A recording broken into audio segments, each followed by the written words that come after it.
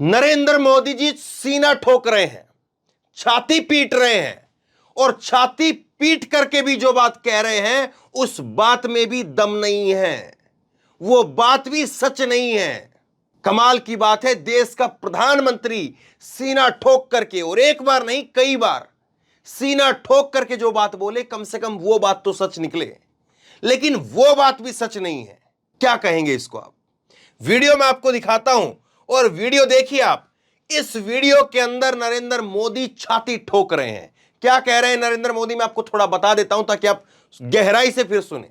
नरेंद्र मोदी अपनी इस वीडियो के अंदर बता रहे हैं कि विपक्ष की जो सरकारें हैं वो जनता के साथ विश्वासघात कर रही है और बीजेपी के कार्यकर्ताओं को, लोगों को जाकर के बार बार ये सच्चाई उजागर करनी चाहिए। नरेंद्र मोदी अपनी इस वीडियो के अंदर बताते हैं, अपने इस भाषण के अंदर बताते हैं कि जहां पर विपक्ष की सरकारें हैं वहां पर विपक्ष की सरकारों ने जो पेट्रोल डीजल के ऊपर एक्साइज ड्यूटी मोदी जी की सरकार ने 2 साल में 2 बार घटाई, वो विपक्ष की सरकारों ने नहीं घटाई। और इसीलिए यूपी में, हरियाणा में, गुजरात में, उत्तराखंड में 100 रुपए से नीचे पेट्रोल बिक रहा है, जबकि जहां पर विपक्ष की सरकारें हैं वहां पर पेट्रोल जो है वो 108, 109, 110 रुपए बिक रहा है। इस बात को जो है नरेंद्र मोदी कहते हैं। सुनिएगा आप गौर से, मैं वीडियो आपको सुनाता हूं। लेकिन अचंभे की बात यह है, देश के प्रधानमंत्री कोई बात बोले तो कम से कम उस बात का वजन होना चाहिए। जहां पर खड़े होकर के नरेंद्र मोदी इस बात को बोल रहे थे, भोपाल के अंदर इस बात को बोल रहे थे, और गूगल पर आप खुद जाकर के देख लीजिए, आज का रेट देख लीजिए, कल का रेट देख लीजिए। मध्य प्रदेश में पेट्रोल जो है वो 108 रुपए बिक रहा है। जहां पर खड़े होकर के देश के प्रधानमंत्री बोल रहे थे वहां पर 108 रुपए पेट्रोल बिक रहा है। बताइए, देश का प्रधानमंत्री सीना ठोक ठोक करके कोई बात कहे और उस बात का भी वजन ना हो तो फिर क्या कहेंगे? आगे आपको एक वीडियो दिखाता हूं। इस वीडियो के अंदर तो आप गिनिएगा कि मोदी ने कितनी बार छाती ठोकी है, कितनी बार छाती पर हाथ मारा, और हाथ भी इतनी जोर जोर से मार रहे हैं कि उनकी खुद की आवाज जो है वो लर्ज रही है, खुद की आवाज जो है वो कपकपा रही है, क्योंकि छाती पर जोर से हाथ मार रहे हैं। ये वीडियो आगे दिखाता हूं, लेकिन पहले जरा ये पेट्रोल के ऊपर क्या बोल रहे हैं, एक एक शब्द को ध्यान से सुनिए। मोदी जी भी कमाल कर देते हैं। साथियों, गरीबों की सेवा का ये भाव, गरीब की जेब की चिंता, भाजपा हर पल उनकी मदद में खड़ा रहता है और यही भाजपा की पहचान है। लेकिन विपक्ष की पार्टियां कैसे गरीब और मध्यम वर्ग की जेब काट रही है, ये भी देश के लोगों को बताना चाहता हूं। ये विपक्षी लोग पेट्रोल की कीमतों पर बहुत हाय तौबा मचाते हैं। सुनिए, देश के लोगों को राहत देने के लिए केंद्र सरकार ने 2 साल में 2 बार एक्साइज ड्यूटी कम की है। लेकिन ज्यादातर राज्यों में जहां बीजेपी सरकार नहीं है, वहां इन राजनीतिक दलों ने इस कटौती का लाभ जनता में ट्रांसफर नहीं किया है। इन राज्यों ने अपने स्टेट का वेट बढ़ाकर जनता से वसूली का अभियान चालू रखा है। आज यूपी, गुजरात, हरियाणा, उत्तराखंड, जहां भाजपा सरकार है ना, वहां पेट्रोल की कीमत 100 रुपये से कम है। लेकिन बिहार में पेट्रोल 107 रुपया, राजस्थान में 108, तेलंगाना में 109, केरला में 110। क्यों भाई? इन राज्यों में जिन दलों की सरकारें हैं वो जनता के साथ, गरीब और मध्यम वर्ग के साथ विश्वासघात कर रहे हैं। साथियों, इन राज्यों के बूथ कार्यकर्ताओं को ये सच्चाई अपने बूथ के लोगों के सामने बार बार उजागर करनी चाहिए। पेट्रोल स्टेशन पे जाके खड़े होकर के पर्चे बांटने चाहिए। देखिए, गुजरात में इतने मिलता है, यूपी में इतने में मिलता है, भाजपा राज्य में इतने मिलता है, एक केरल में इतने में मिलता है, तेलंगाना में इतने में मिलता है, बिहार में इतने में मिलता है। तो लोग चौंक जाएंगे क्या हो रहा है।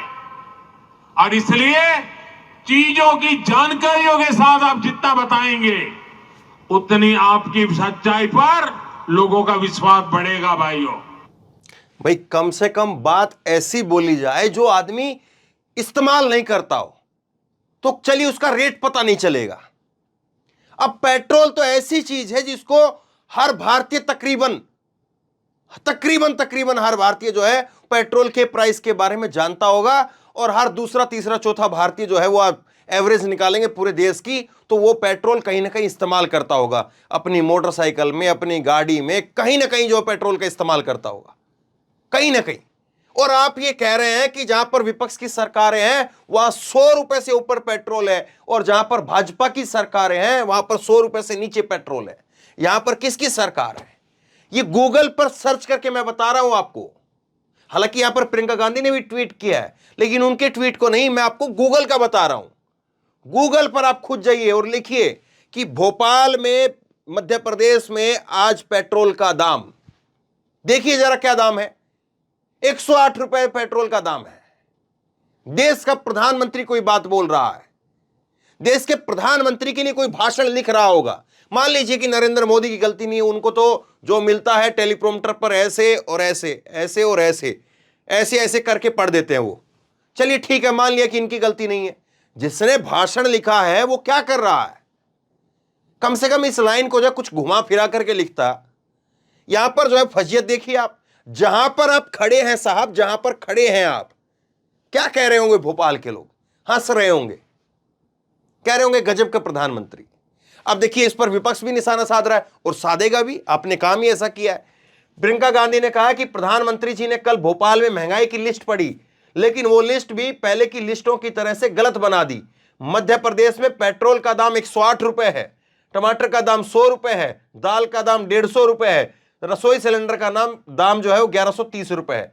जनता जो महंगाई की मार झेल रही है उससे ध्यान भटकाने का मॉडल न तो हिमाचल और कर्नाटक में चला और न ही मध्य प्रदेश में चलेगा। वो तो खैर वक्त बताएगा क्या होगा क्या नहीं होगा, लेकिन आज की स्थिति पर बात करिए। आप बताइए कि देश का प्रधानमंत्री ऐसी बात बोले, शोभा लगता है? अच्छा लगता है क्या? अगर इसी वीडियो को कोई बाहर का, कोई मुल्क का कोई नागरिक देख रहा होगा तो क्या कहेगा? अगर वो समझ पाएगा इस वीडियो को, इन चीजों को, तो क्या कहेगा? कमाल की बात है। अब देखिए मोदी कैसे छाती पीट रहे हैं, इस बात को देखिए। यहां पर मोदी कह रहे हैं इस वीडियो के अंदर कि मैं गारंटी देता हूं घोटाले पर जो है वो कार्रवाई होगी। सरकार आपकी है, ये मैं बात आपको बता चुका हूं, लेकिन वीडियो जरा देखिए, मैंने कई बार देखी, मैं फिर से आपको दिखा रहा हूं। ये वीडियो देखिए, मोदी कितनी बार छाती पीट रहे हैं, और ऐसा लगता है कि जैसे मनोज मुंतशिर का भी एकदम से कैरियर पूरा डावाडोल हो गया। वो मनोज मुंतशिर का भी यही था कि कंटेंट में जान नहीं थी, बस छाती ठोक ठोक करके, ऊंचे ऐसे कर करके मां से जा करके कहना, मां तुम आज बहुत सुंदर लग रही हो। इस लाइन में कहीं कुछ जो है ही नहीं, बस केवल जोर लगा करके लाइन को बोल दिया गया। ऐसे थोड़ी ना चलता है, एक बार चल जाएगा, दो बार चल जाएगा, लोग थोड़ी ना बार बार लेंगे। अब मोदी जी को यहां पर देखिए, छाती ठोक ठोक करके बात बोल रहे हैं, और छाती भी कैसे ठोक रहे, आवाज जो है खुद दब जा रही उनकी। देश के प्रधानमंत्री ऐसे बोले, और जब वो सत्ता में है तब बोले, कमाल की बात। उनका काम बोलना चाहिए, लेकिन उनका काम नहीं, उनकी छाती बोल रही है, उनकी थालियां बोल रही है। सोचिए जरा क्या कह रहे हैं। लेकिन दोस्तों, मैं आपके बीच में से पल करके बड़ा हुआ हूं। आप और मैं यहां बगल में जो है इनकी लिख करके आपको बताता हूं कितनी बार छाती ठोकी इन्होंने। 1 मिनट 1.5 मिनट में भी कितनी बार छाती ठोक लेते हैं, तो सोचिए पूरे भाषण में कितनी छाती ठोकी होगी। साथ काम करते करते आपने मुझे यहां पहुंचाया है, तो आज मैं भी एक गारंटी देना चाहता हूं। दे दो, दे दो, दे दो। अगर उनकी घोटाले की गारंटी है तो मोदी की भी एक गारंटी है। 6 बार था।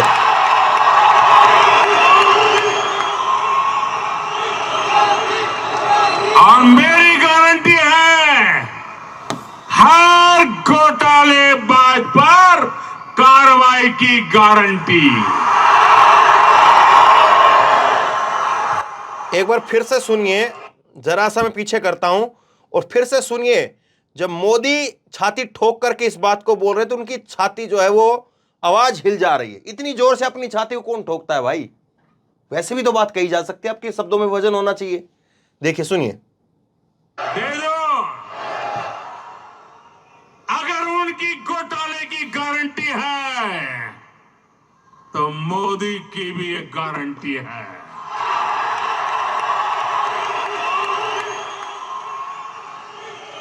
ऐसे कौन छाती ठोकता है? मेरी गारंटी है, हर घोटालेबाज पर कार्रवाई की गारंटी।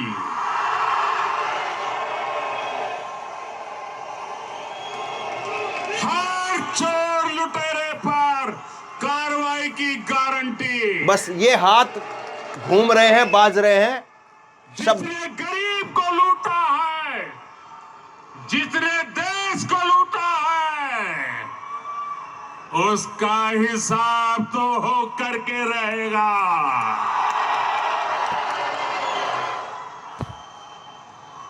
ये आपको क्या लगता है? कमाल की बात है ना साहब। देश के प्रधानमंत्री हैं नरेंद्र मोदी जी, इस वक्त में ऐसे छाती ठोक रहे हैं। अगर मैं यहां पर ठोकूंगा तो आपको टप टप की आवाज आएगी। उनकी आवाज बैठ जा रही इससे, उनकी छाती ठोकने की वजह से। ऐसे कोई करता है क्या? कमाल की बात है। लेकिन ये हो क्यों रहा है, इस बात को भी तो समझिए। अब समझिए इस खेल को। कांग्रेस में शामिल होने से पहले, शामिल होने के बाद में दीपक जोशी की पहली प्रतिक्रिया, बोले बुदनी से शिवराज के खिलाफ। ये दीपक जोशी कौन है पहले ये समझ लीजिए। मध्य प्रदेश में बीजेपी के जो पहले मुख्यमंत्री रहे कैलाश जोशी, उनके बेटे हैं। 3 बार के विधायक हैं खुद। इनके पिताजी जो है वो मध्य प्रदेश में बीजेपी के पहले मुख्यमंत्री रहे। उनके बेटे ने टाटा बाय बाय कह दिया है, बीजेपी को छोड़ दिया है। बीजेपी को छोड़कर के आ गए और उसके बाद में कह रहे हैं तो शिवराज के खिलाफ बुदनी से चुनाव लड़ूंगा। दीपक जोशी ने कहा, मैं बिना शर्त केवल सम्मान की खातिर कांग्रेस में शामिल हुआ हूं। अगर पार्टी कहेगी तो मैं शिवराज के खिलाफ भी बुदनी से चुनाव लड़ूंगा। होशंगाबाद के पास में बुदनी है, वहां से ग्राउंड रिपोर्ट मैंने की है। शिवराज सिंह चौहान का विधानसभा क्षेत्र है वो, और शिवराज सिंह चौहान के विधानसभा क्षेत्र में कह रहे हैं कि मैं टक्कर दूंगा वहां जाकर के। जिसके पिता कांग्रेस के बीजेपी के मुख्यमंत्री रहे, वो खुद 3 बार के विधायक रहे, वो छोड़ करके आ गए हैं और वो छोड़ करके आकर के कह रहे कि मैं शिवराज सिंह चौहान के खिलाफ चुनाव लड़ूंगा। कोई शर्त नहीं है मेरी, पार्टी में कुछ नहीं चाहिए, लेकिन उनको हराना है। गुस्सा समझिए आप, क्या गुस्सा, इस बात को समझिए। अगला देखिए आप, सिंधिया के करीबी बैजनाथ यादव कांग्रेस में वापसी, 500 गाड़ियों के काफिले के साथ पहुंचे कांग्रेस के कार्यालय में।